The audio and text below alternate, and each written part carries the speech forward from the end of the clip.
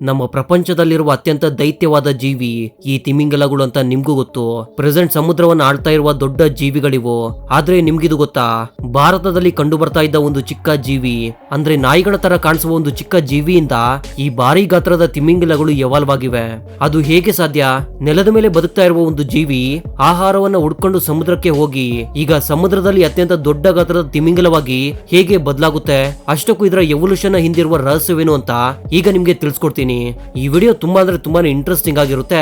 Miss ಮಾಡದೆ ಕೊನೆವರೆಗೂ ನೋಡಿ ಸಪೋರ್ಟ್ ಮಾಡಿ. ಸಪೋರ್ಟ್ ಅಂದ್ರೆ ಜಸ್ಟ್ ಈ ವಿಡಿಯೋಗೆ ಒಂದು ಲೈಕ್ ಮಾಡಿ, ನಮ್ಮ ಚಾನಲ್ ಅನ್ನ ಸಬ್ಸ್ಕ್ರೈಬ್ ಮಾಡ್ಕೊಂಡ್ರೆ ಸಾಕು. ಇನ್ನು ತಡೆ ಯಾಕೆ ಮಾಡೋದು, ಬನ್ನಿ ವಿಡಿಯೋವನ್ನ ಶುರು ಮಾಡೋಣ. ನಮ್ಮೆಲ್ಲರಿಗೂ ಗೊತ್ತಿರುವ ವಿಷಯವೇನಂದ್ರೆ, ಸುಮಾರು 66 ಮಿಲಿಯನ್ ವರ್ಷಗಳ ಹಿಂದೆ ಒಂದು ಆಸ್ಟ್ರಾಯ್ಡ್ ಭೂಮಿಯನ್ನ ಡಿಕ್ಕಿ ಹೊಡೆದಿದ್ರಿಂದ ಭೂಮಿಯ ಮೇಲೆ ಇರುವ ದೊಡ್ಡ ಜೀವಿಗಳು ಸಂಪೂರ್ಣವಾಗಿ ನಾಶವಾಗಿ ಹೋದ್ವು. ಅಷ್ಟೇ ಅಲ್ಲದೆ ಆ ಸಮಯದಲ್ಲಿ ಸಮುದ್ರದಲ್ಲಿ ಜೀವಿಸ್ತಾ ಇದ್ದ ದೊಡ್ಡ ಗಾತ್ರದ ಜೀವಿಗಳು ಅಂದ್ರೆ ಪಿಲಿಸೋಸಿರಸ್ ಹಾಗೂ ಮೂಸೋಸಿರಸ್ ತರಹದ ದೊಡ್ಡ ಗಾತ್ರದ ಶಿಕಾರಿ ಮಾಡುವ ಜೀವಿಗಳು ಕೂಡ ಸಂಪೂರ್ಣವಾಗಿ ನಾಶವಾಗಿ ಹೋದ್ವು. ಇದರಿಂದ ಸಮುದ್ರದಲ್ಲಿ ದೊಡ್ಡ ಶಿಕಾರಿ ಜೀವಿಗಳು ಪೂರ್ತಿಯಾಗಿ ಖಾಲಿ ಆಗ್ತವೆ. ನಿಮ್ಗೆಲ್ಲ ಗೊತ್ತಿರಬಹುದು, ಈ ಎಕ್ಸ್ಟಿಂಕ್ಷನ್ ಸಮಯದಲ್ಲಿ ನೆಲದ ಮೇಲೆ ಜೀವಿಸ್ತಾ ಇದ್ದ ದೈತ್ಯವಾದ ಡೈನೋಸರ್ಗಳು ಕೂಡ ಸಂಪೂರ್ಣವಾಗಿ ನಾಶವಾಗಿ ಹೋಗಿದ್ವು. ಇದರಿಂದ ಮ್ಯಾಮಲ್ಸ್ ಡೈನೋಸರ್ ಕಾಲದಲ್ಲಿ ಇಲಿಗಳ ಗಾತ್ರದಲ್ಲಿ ಕಂಡು ಬರ್ತಾ ಇದ್ವು. ಈ ಎಕ್ಸ್ಟೆನ್ಷನ್ ನ ನಂತರ ಅವು ಸರ್ವೈವ್ ಆಗೋದಕ್ಕೆ ಬೇರೆ ಬೇರೆ ಜೀವಿಗಳಾಗಿ ಎವಾಲ್ವ್ ಆಗೋದಕ್ಕೆ ಶುರು ಮಾಡ್ಕೊಂಡ್ವು. ಆಗ ಅವು ಎಷ್ಟೊಂದು ಭಯಂಕರವಾದ ರೂಪಗಳಿಗೆ ಬದಲಾದ್ವು ಅಂತ ನೀವು ಇಮ್ಯಾಜಿನ್ ಮಾಡಿಕೊಳ್ಳಕ್ಕೆ ಕೂಡ ಆಗೋದಿಲ್ಲ. ಇದರ ಅರ್ಥವೇನು ಅಂದ್ರೆ, ಮುಂದೆ ಬರುವ ಕೆಲವು ಮಿಲಿಯನ್ ವರ್ಷಗಳಲ್ಲಿ ಸಮುದ್ರದಲ್ಲಿ ಖಾಲಿಯಾಗಿದ್ದ ದೊಡ್ಡ ಶಿಕಾರಿಯ ಸ್ಥಾನವನ್ನ ನೆಲದ ಮೇಲೆ ಜೀವಿಸ್ತಾ ಇರುವ ಒಂದು ಮ್ಯಾಮಲ್ ತೆಗೆದುಕೊಳ್ಬೇಕಾದ ಪರಿಸ್ಥಿತಿ ಬರುತ್ತೆ. ಸುಮಾರು 55 ಮಿಲಿಯನ್ ವರ್ಷಗಳ ಹಿಂದೆ, ಅಂದ್ರೆ ನಮ್ಮ ಅಖಂಡ ಭಾರತದ ಭೂಭಾಗ ಸಮುದ್ರದಲ್ಲಿ ಒಂದು ದ್ವೀಪವಾಗಿತ್ತು. ಆ ಸಮಯದಲ್ಲಿ ಅಲ್ಲಿ ಡಿಯರ್ ಅನ್ನ ಹೋಲುವ ಒಂದು ಜೀವಿ ತನ್ನನ್ನ ತಾನು ಡೈವರ್ಜ್ ಮಾಡಿಕೊಳ್ಳುವ ನಿರ್ಧಾರವನ್ನ ಮಾಡುತ್ತೆ. ಈಗ ಇದೊಂದು ಕಾಮನ್ ಆನ್ಸೆಸ್ಟರ್ ಆಗಿ ಬದಲಾಗಿ ಇವುಗಳಿಂದ ಆಂಥ್ರೋರೈಡಿ ಅನ್ನುವ ಹೊಸ ಜೀವಿ ಹುಟ್ಟಿಕೊಳ್ಳುತ್ತೆ. ಮುಂದೆ ಈ ಜೀವಿಗಳು ಎವಾಲ್ವ್ ಆಗಿ ಈಗಿನ ಹಿಪ್ಪೋಪೋಟಮಸ್ ಆಗಿ ಬದಲಾಗಿವೆ ಹಾಗೂ ಮತ್ತೊಂದು ಜೀವಿಯಾಗಿ ಕೂಡ ಇದು ಬದಲಾಗುತ್ತೆ. ಆರ್ಥೋಸೈಟಿಸ್ ಅನ್ನುವ ಹೊಸ ಪ್ರಜಾತಿ ಇದರಿಂದ ಜನ್ಮವಾಗುತ್ತೆ. ಮುಂದೆ ಈ ಪ್ರಜಾತಿ ಕೂಡ ಎವಾಲ್ವ್ ಆಗಿ ಈಗಿನ ತಿಮಿಂಗಲಗಳು ಹಾಗೂ ಡಾಲ್ಫಿನ್ಗಳು ಹುಟ್ಟಿಕೊಂಡಿವೆ. ಇದರಿಂದ ಒಂದು ಅಂದಾಜಿಗೆ ನಿಮ್ಗೆ ಅರ್ಥ ಆಗಿರುತ್ತೆ ಅಂತ ಅನ್ಕೊಳ್ತೀನಿ.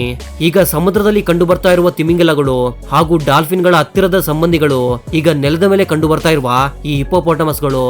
ಫ್ರೆಂಡ್ಸ್, ಡೈವರ್ಜ್ ಆಗೋದಕ್ಕೂ ಮೊದಲು ಅಂದ್ರೆ 50 ಮಿಲಿಯನ್ ವರ್ಷಗಳ ಹಿಂದೆ ನೆಲದ ಮೇಲೆ ಒಂದು ಪಾಕಿಸಿಟಾಸ್ ಹೆಸರಿನ ಒಂದು ನಾಯಿಯ ಗಾತ್ರದ ಒಂದು ಪ್ರಜಾತಿ ಹುಟ್ಟಿಕೊಳ್ಳುತ್ತೆ. ಇವುಗಳನ್ನೇ ಮೊದಲ ಆರ್ಕಿಯೋಸಿಟಿಸ್ ಅಂದ್ರೆ ತಿಮಿಂಗಲಗಳ ನಿಜವಾದ ಸಂಬಂಧಿಕರು ಎಂದು ನಂಬಲಾಗುತ್ತೆ. ಅಷ್ಟಕ್ಕೂ ಈ ಪ್ರಾಣಿ ಪ್ರಜಾತಿಯ ಮೊಟ್ಟ ಮೊದಲ ಪಳೆಯುಳಿಕೆಗಳು ಪಾಕಿಸ್ತಾನದಲ್ಲಿರುವ ಸುಲೇಮಾನ್ ಮೌಂಟೇನ್ ನಲ್ಲಿ 1981 ಇಸವಿಯಲ್ಲಿ ಕಂಡು ಬರ್ತವೆ. ಮೊದಲ ಬಾರಿಗೆ ಇವುಗಳ ಪಳೆಯುಳಿಕೆಗಳನ್ನು ನೋಡಿದಾಗ ವಿಜ್ಞಾನಿಗಳು ತುಂಬಾನೇ ತಲೆ ಕೆಡಿಸ್ಕೊಂಡಿದ್ರು.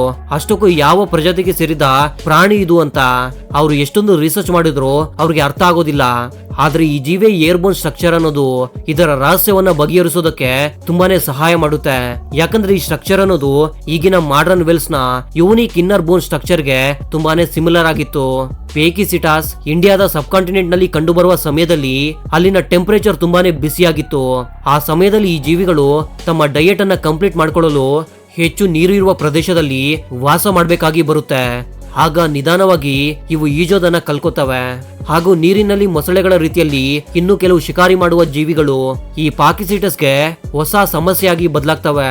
ಫ್ರೆಂಡ್ಸ್, ಯಾವ ಪ್ರದೇಶದಲ್ಲಿ ಈ ಪಾಕಿಸಿಟಸ್ ಪಳೆಯುಳಿಕೆ ಕಂಡು ಬರ್ತಾವೋ ಸೇಮ್ ಅದೇ ಪ್ರದೇಶದಲ್ಲಿ 49 ಮಿಲಿಯನ್ ವರ್ಷಗಳ ಪುರಾತನವಾದ ಅಂಬುಲೋಸಿಟಸ್ ನ ಪಳೆಯುಳಿಕೆಗಳು ಕೂಡ ಕಂಡು ಬರ್ತವೆ. ಇವುಗಳು ಕೂಡ ಈ ಮಿಸ್ಟರಿಯನ್ನ ಸಾಲ್ವ್ ಮಾಡೋದಕ್ಕೆ ತುಂಬಾನೇ ಸಹಾಯವಾಗುತ್ತೆ. ಅಂದ್ರೆ ಈ ಜೀವಿ ಪಾಕಿಸಿಟಸ್ ಜೀವಿಯಿಂದ ಎವಾಲ್ವ್ ಆಗಿರುವ ಹೊಸ ಪ್ರಜಾತಿ. ಇವು ನೀರಿನಲ್ಲಿ ಅದ್ಭುತವಾಗಿ ಈಜೋದನ್ನ ಕಲಿತು ಅದಕ್ಕೆ ಅನುಕೂಲವಾಗುವ ರೀತಿಯಲ್ಲಿ ತಮ್ಮ ದೇಹವನ್ನ ಪರ್ಫೆಕ್ಟ್ ಆಗಿ ಎವಾಲ್ವ್ ಮಾಡ್ಕೊಂಡಿವೆ. ಹಾಗೂ ಇದ್ರ ಜೊತೆಗೆ ಸೆಮಿ ಅಕ್ವಾಟಿಕ್ ಲೈಫ್ ಅನ್ನ ಕೂಡ ಇವು ತುಂಬಾನೇ ಚೆನ್ನಾಗಿ ಕಲಿತುಕೊಳ್ತವೆ. ಇದರಿಂದ ಈ ಜೀವಿಗಳನ್ನೇ ಮೊಟ್ಟ ಮೊದಲು ನೆಲದಿಂದ ನೀರಿನಲ್ಲಿ ಬದುಕೋದಕ್ಕೆ ಹೋದ ವೇಲ್ಸ್ ನ ಸಂಬಂಧಿಕರು ಎಂದು ಹೇಳಲಾಗುತ್ತೆ. ಇದ್ರ ನಂತರ 47 ಮಿಲಿಯನ್ ವರ್ಷಗಳ ಪುರಾತನವಾದ ರೋಡೋಸಿಟಸ್ ಜೀವಿಯ ಪಳೆಯುಳಿಕೆಗಳು ಕೂಡ ಕಂಡು ಬರ್ತವೆ. ಮೊಟ್ಟ ಮೊದಲ ಟ್ರಾನ್ಸಿಷನ್ ಅನಿಮಲ್ ಈ ಆಂಬುಲೋಸಿಟಸ್ ನಿಂದ ರೋಡೋಸಿಟಸ್ ಜೀವಿಗಳಾಗಿ ಎವಾಲ್ವ್ ಆದ್ಮೇಲೆ ತಿಮಿಂಗಿಲಗಳ ಸಂಬಂಧಿಕರು ಕೆರೆ ಹಾಗೂ ನದಿಗಳಲ್ಲಿರುವ ಸಿಹಿ ನೀರನ್ನ ಬಿಟ್ಟು ಉಪ್ಪು ನೀರು ಅಂದ್ರೆ ಸಮುದ್ರದ ತೀರದಲ್ಲಿ ತಮ್ಮ ಜೀವನವನ್ನ ಅಭ್ಯಾಸ ಮಾಡಿಕೊಳ್ತವೆ. ವಿಜ್ಞಾನಿಗಳು ನಂಬುವ ಪ್ರಕಾರ ಈ ಜೀವಿಗಳು ಇವುಗಳ ಪೂರ್ವಿಕರಿಗಿಂತ ಹೆಚ್ಚು ಸಮಯದವರೆಗೂ ನೀರಿನಲ್ಲಿ ಈಜಿಕೊಂಡು ಸರ್ವೈವ್ ಆಗ್ತಾ ಇದ್ವು. ಆ ಸಮಯದಲ್ಲಿ ಸಮುದ್ರದ ಒಳಗಡೆ ಬದುಕಲು ಬಂದ ಈ ಜೀವಿಗಳು ಮೊದಲೇ ಸಮುದ್ರದಲ್ಲಿ ಜೀವಿಸ್ತಾ ಇದ್ದ ಶಿಕಾರಿ ಮಾಡುವ ಜೀವಿಗಳು ಇವುಗಳ ಮೇಲೆ ದಾಳಿ ಮಾಡೋದಕ್ಕೆ ಶುರು ಮಾಡ್ಕೊಂಡಿದ್ವು. ಇದರಿಂದ ಈ ಜೀವಿಗಳು ಇಂಡಿಯನ್ ಓಷನ್ ನ ಬಿಟ್ಟು ಬೇರೆ ಸಮುದ್ರಗಳಲ್ಲಿ ಸುತ್ತಾಡೋದಕ್ಕೆ ಶುರು ಮಾಡ್ಕೊಂಡಿದ್ವು. ಇದೇ ಸಮಯದಲ್ಲಿ ಇಂಡಿಯನ್ ಸಬ್ ಕಾಂಟಿನೆಂಟ್ ಕೂಡ ತೇತಿಸ್ ಓಷನ್ ಅನ್ನ ಆಕ್ರಮಿಸಿ ಯುರೇಷಿಯನ್ ಪ್ಲೇಟ್ ನ ಜೊತೆಗೆ ಡಿಕ್ಕಿ ಹೊಡೆಯುತ್ತೆ. ಇದರಿಂದ ಹಿಮಾಲಯಗಳು ಹುಟ್ಟಿಕೊಳ್ತವೆ. ಇದೇ ಕಾರಣಕ್ಕೆ ಈ ಮೌಂಟೇನ್ ಗಳಲ್ಲಿ ಹೆಚ್ಚಾಗಿ ಪುರಾತನವಾದ ವೇಲ್ಸ್ ನ ಪಳೆಯುಳಿಕೆಗಳು ಸಿಕ್ಕಿವೆ. ಈಗ ಸಮುದ್ರದಲ್ಲಿ ಈಜಾಡೋದಕ್ಕೆ ಬಂದಿರುವ ಈ ಜೀವಿಯನ್ನ ಈ ಸಮುದ್ರ ತನ್ನ ಎಕೋಲಾಜಿಕಲ್ ನೀಡ್ಸ್ ಅನ್ನ ಪೂರ್ತಿ ಮಾಡಿಕೊಳ್ಳೋಕೆ 8 ಅಡಿ ಉದ್ದವಿರುವ ಈ ಜೀವಿಯನ್ನ ಸಮಯ ಕಳೆದಂತೆ ಬರೋಬ್ಬರಿ 60 ಅಡಿ ಉದ್ದವಾಗಿರುವ ಬಸಿಲೋಸಿರಸ್ ಅನ್ನುವ ಹೊಸ ಜೀವಿಯಾಗಿ ಎವಾಲ್ವ್ ಆಗೋದಕ್ಕೆ ಸಹಾಯ ಮಾಡುತ್ತೆ.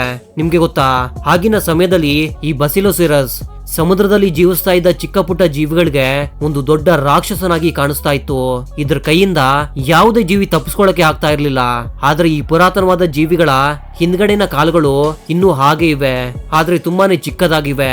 ಆ ಸಮಯದಲ್ಲಿ ಬಸಿಲೋಸಿರಸ್ ಪ್ರಜಾತಿಗೆ ಸೇರಿದ ಮತ್ತೊಂದು ಜೀವಿ ಕೂಡ ಸಮುದ್ರದಲ್ಲಿ ಕಂಡು ಬರ್ತಾ ಇತ್ತು.